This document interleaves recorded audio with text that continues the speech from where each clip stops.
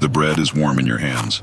You're standing in the Forum, the heart of Pompeii, and the August sun beats down on the cobblestones with a relentless heat that makes the air shimmer. Around you, merchants shout their prices, their voices echoing off marble columns that gleam white against the impossibly blue sky. You're a baker's assistant, barely 20 years old, and your fingers are still dusted with flour from the morning's work. The smell of fresh loaves mingles with the sweet rot of fruit in the market stalls. And somewhere nearby, a street performer plays a flute that sounds like water trickling over stones. This is your city. This is your life. You have no idea that in less than 24 hours, everything you see will be buried under 20 feet of ash and pumice, frozen in time for nearly 2,000 years. You wipe the sweat from your forehead and glance toward Mount Vesuvius in the distance. The mountain sits there like it always does, a constant presence on the horizon, its slopes covered in vineyards that produce some of the finest wine in the Roman Empire. People have lived in its shadow for generations. Your grandfather lived here, his grandfather before him. The mountain is as much a part of Pompeii as the streets themselves, silent and green and utterly familiar. But if you looked closer today, you might notice something strange. There's a haze hanging over the summit, a thin veil of smoke that wasn't there last week. The ground has been trembling lately too, small tremors that rattle the pottery in your master's shop and send ripples through the water in the public fountains. But earthquakes are normal here. 17 years ago, a big one damaged half the city, and Pompeii is still rebuilding.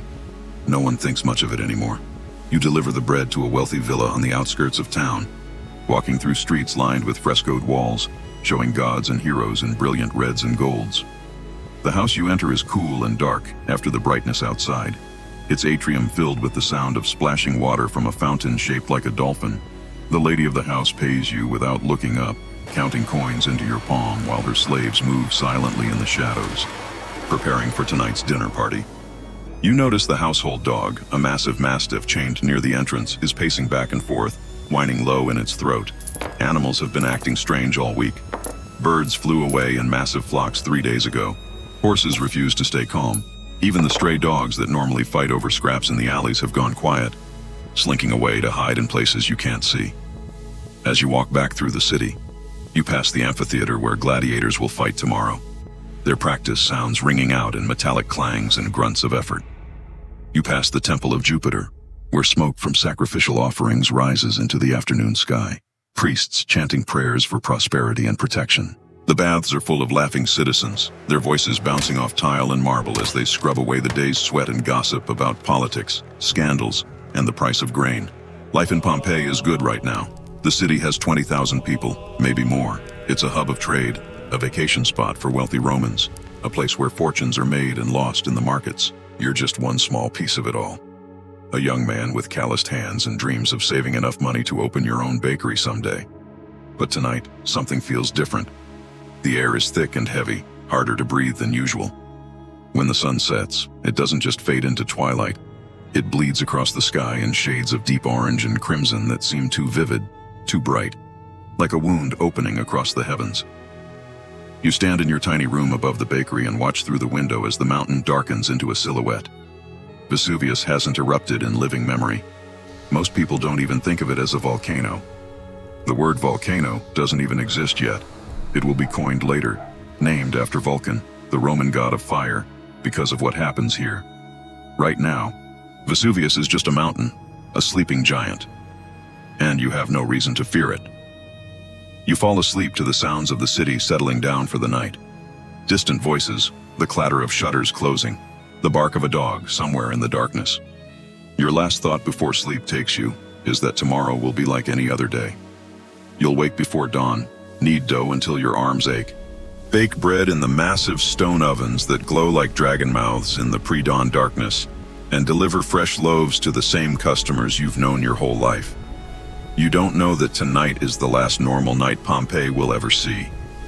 If this moment, the calm before the end, chills you to the bone, hit subscribe so you never miss the next time history turns dark, and drop a comment. Which forgotten disaster should we live through next? Around 1 o'clock in the afternoon on August 24th, 79 AD, you're working in the bakery when the world explodes. There's no warning, no gradual buildup. One moment you're pulling bread from the oven, and the next, The entire city jolts as if struck by the fist of a god. The sound is like nothing you've ever heard, a roar that seems to come from deep inside the earth itself, so loud it makes your teeth rattle and your ears ring with pain. You stumble outside and look toward Vesuvius, and what you see stops your heart. The top of the mountain is gone, replaced by a column of darkness rising into the sky like a tree made of smoke and ash, climbing higher and higher until it spreads out at the top, shaped like an umbrella pine. The column is miles high, blotting out the sun, and already the sky is darkening as if night is falling in the middle of the day. Panic erupts instantly. People pour into the streets screaming, running in every direction at once. Some rush toward the harbor, hoping to escape by sea. Others grab whatever valuables they can carry and flee toward the city gates.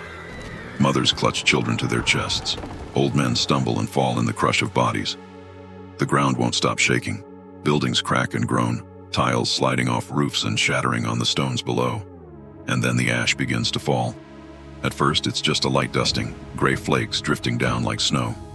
But within minutes, it's a blizzard of pumice and rock, hot chunks of volcanic stone raining from the sky with enough force to crack skulls and break bones. You pull your tunic over your head and run, joining the river of terrified humanity trying to escape the city. But there's nowhere to go. The roads leading out of Pompeii are clogged with people and carts and animals, everyone fighting to get away from the mountain that's trying to kill them. The ash keeps falling, piling up in the streets, covering everything in a blanket of gray that grows deeper by the hour. Some people try to take shelter in their homes, barricading themselves inside and praying to the gods for mercy. You see a family huddled in a doorway, the father's arms wrapped around his wife and children, as if his body alone could protect them from the fury of Vesuvius. You want to help them, but the crush of the crowd carries you forward, away from their desperate faces. By evening, the ash is waist deep in some places, and the air is so thick with it that breathing feels like drowning. Your eyes burn. Your lungs scream for clean air that doesn't exist anymore. The column above the mountain glows red now, lit from within by the fires of the earth, and you can see lightning flickering inside it. Massive bolts that crack across the sky like the mountain itself is screaming. The heat is unbearable. Even though you're miles from the crater, the air is hot enough to singe your skin, and the pumice falling from the sky is still warm when it hits you. People are dying around you, some crushed by collapsing buildings, others suffocating in the ash, still others simply giving up, sitting down in the street and letting the gray snow bury them alive. You make it as far as the city walls before your strength gives out. You collapse against a stone pillar, gasping for air. And when you look back at Pompeii, the city is disappearing. The buildings are half buried already, their roofs caving in under the weight of volcanic debris. The forum where you stood just yesterday is gone, swallowed by ash. The temple, the baths, the amphitheater, all of it vanishing beneath a gray tide that keeps rising. And then, around midnight, the mountain unleashes something worse.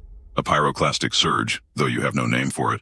A superheated wave of gas and ash and pulverized rock racing down the slopes of Vesuvius at nearly 400 miles per hour, hot enough to vaporize flesh and boil blood in an instant. You don't see it coming. Few people do. It arrives like a wall of darkness moving faster than anything alive can run, and when it hits, there's no time to scream. The heat kills you before you even understand what's happening. Your body freezes mid-motion, preserved forever in the ash that hardens around you like cement. You become one of the 1,100 bodies that will be found 2,000 years later, your final moment captured in stone. A young baker's assistant who just wanted to live a simple life. Pompeii stays buried for 17 centuries. The city that was erased in less than 24 hours becomes a ghost, forgotten by history until 1748, when workers digging a well accidentally break through into an ancient street. What they find is a time capsule, an entire Roman city frozen at the moment of its death, preserved so perfectly that archaeologists can read graffiti on the walls, see the food still sitting on tables, and trace the final desperate movements of people trying to escape the end of their world. The bodies, when they're uncovered, are hollow spaces in the ash where flesh once was, and by pouring plaster into these voids, researchers create casts that show exactly how people died, curled in corners, shielding loved ones, reaching toward doorways they never made it through. The eruption of Mount Vesuvius killed between 13,000 and 16,000 people across Pompeii and nearby Herculaneum. It released 100,000 times the thermal energy of the atomic bombs dropped on Hiroshima and Nagasaki. And the worst part, It was completely preventable in the sense that people could have evacuated if they'd understood what the mountain was telling them. The earthquakes, the strange animal behavior, the steam vents opening on the slopes. These were all warning signs that volcanologists today would recognize instantly. But the people of Pompeii had no science of volcanology, no understanding that mountains could explode, no framework for imagining their total annihilation. They lived in the shadow of a killer and never knew it.